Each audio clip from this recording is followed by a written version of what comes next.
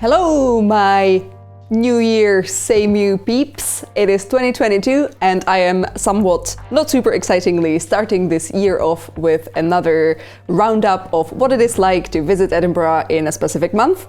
This time, obviously, it is the month of December. And it is so weird to be making this video after, we've already took the decorations down and everything, and it feels odd and wrong, and we have made so many videos about Edinburgh during December and around Christmas, like this one or that one, and please, if you're interested in coming to Edinburgh in December, you definitely have to check all of those out. And obviously there are many other channels on YouTube that have also made great videos about Edinburgh in this time of year. But in this video I am gonna kind of come back and think about all the stuff that I haven't really mentioned. Most of it is kind of like practicalities, and if you're watching this later in the year, hopefully this does not feel as displaced to you as it does to me right now, and it will help you decide when to visit Edinburgh.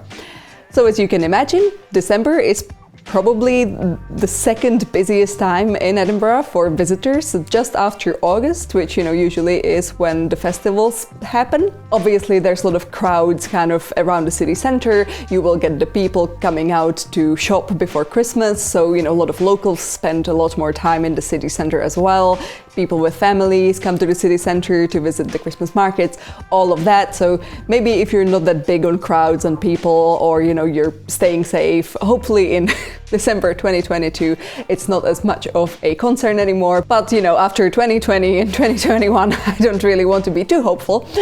Anyway, what I wanted to say is that because everyone kind of focuses on the city centre where all the attractions are taking place and all the main shops are, there's still gonna be so many great areas of Edinburgh that are so fun to explore if you're coming in December.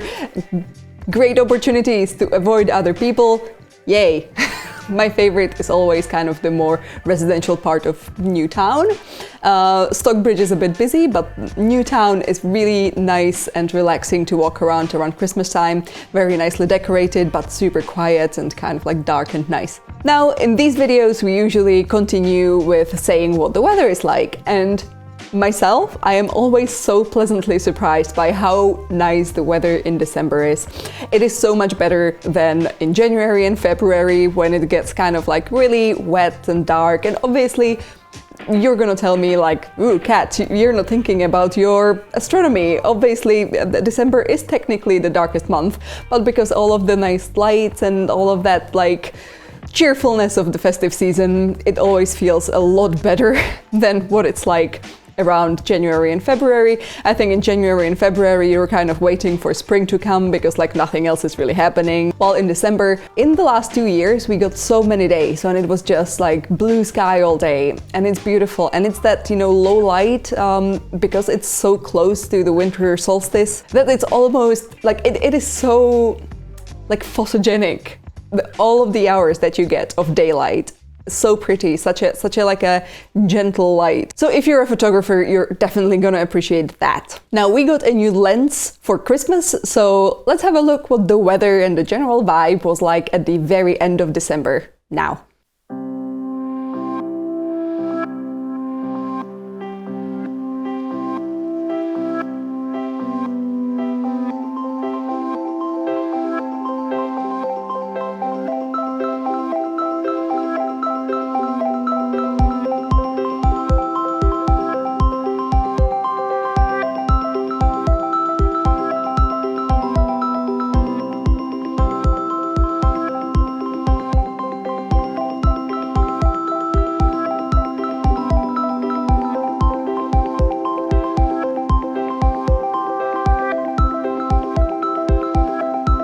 And now I'm back with more practical tips.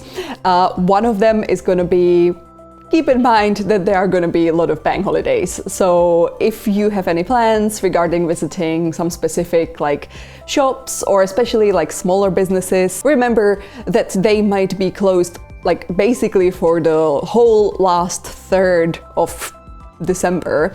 I think that obviously this year it was a bit worse than usual because we basically got hit by some new restrictions at the, it was like the 19th or something like that, and a lot of businesses just went, well, might as well just get a longer break for Christmas. So a lot of them closed on the 20th. I would say that more often you would see small cafes and small shops close maybe like 22nd, 23rd, but then a lot of them do not open until maybe like 4th or 5th of January. So yeah, remember that. And another thing that is quite important if you're not from the UK bank holidays actually kind of slide.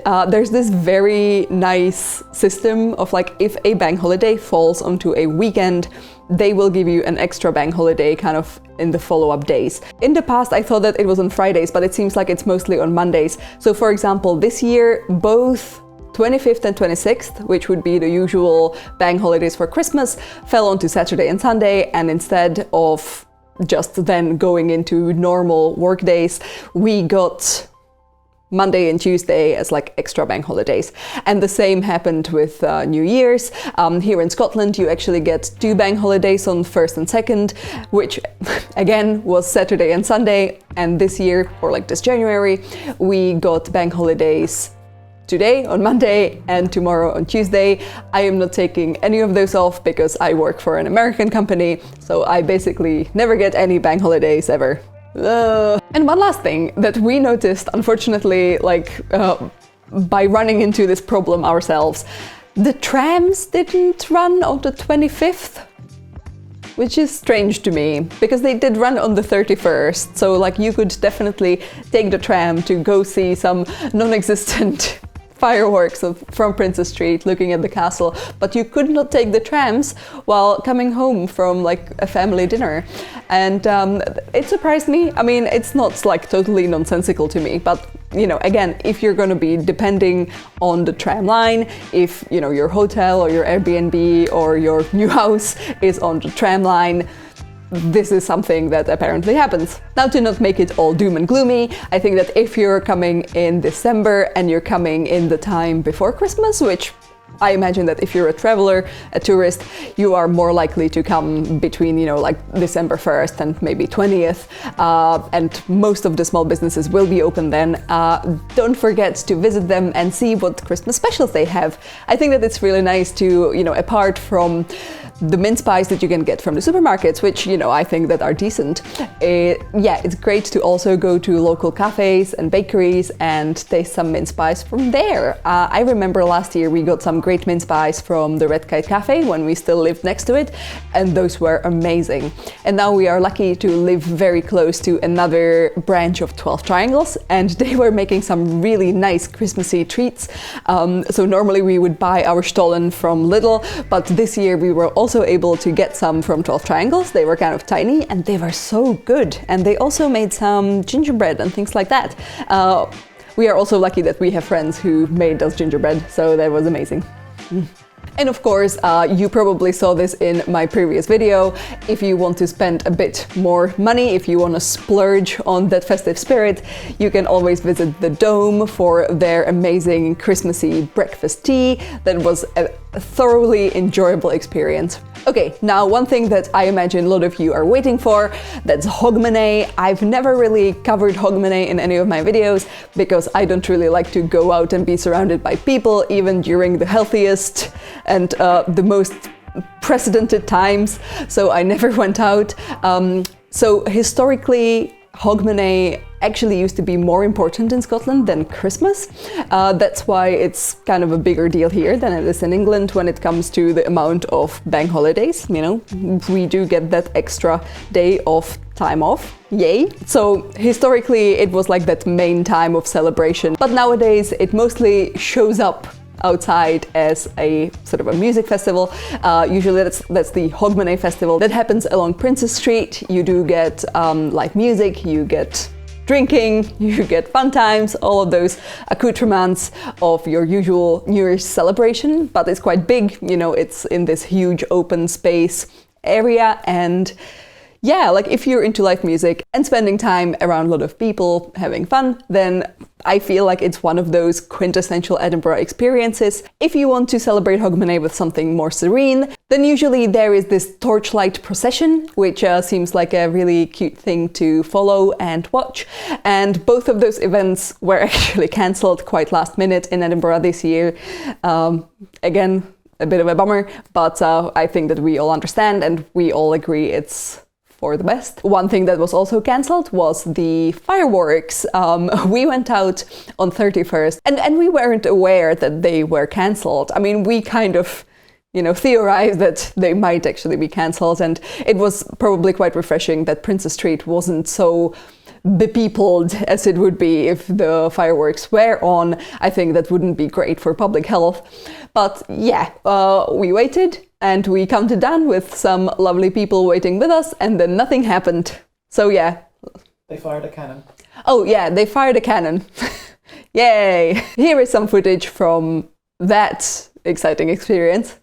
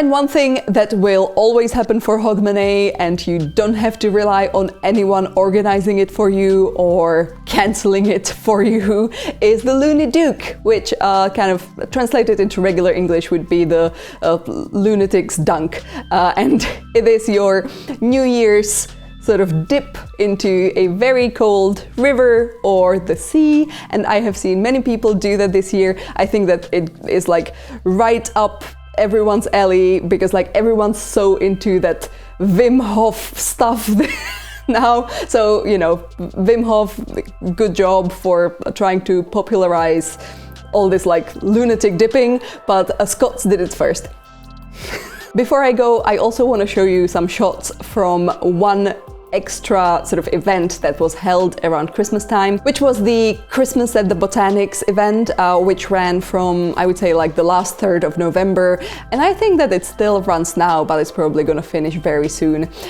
It's this basically light show in the Botanics. It does cost £20 per adult person, but it was wonderful. I thought it was quite sort of relaxing. It was like, it's so dark and fairly quiet, and obviously there were enough people to kind of like share this experience with, which again, not everyone is going to be comfortable with, but it was by no means like busy. You're gonna see. I'm gonna show you all of the footage from there now.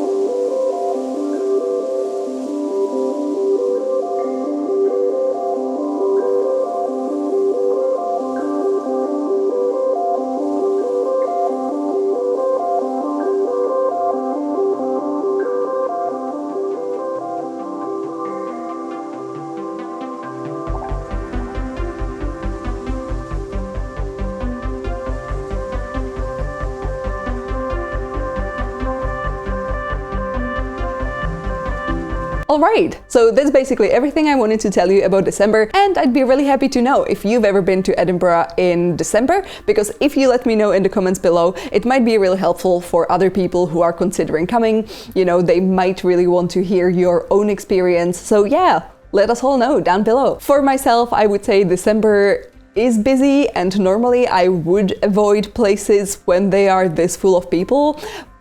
But I don't know, like Edinburgh Christmas is quite magical, and I'm not talking about Christmas markets, I'm just talking about Edinburgh in general. I mean, it's kind of a, grown-up Disneyland. It's so like gothic and amazing, and all those like little extra lights and that like little bit of extra festiveness, and people just being in that Christmassy mood really gives it an extra something. So if you've never been, I would say go for it. Okay, if you want to see more of me and what I do, don't forget to visit me on Instagram, on Kakibot for my illustrations, and Kakiblog for photos of Edinburgh and just kind of my walks around this town. And I will see you soon. Bye!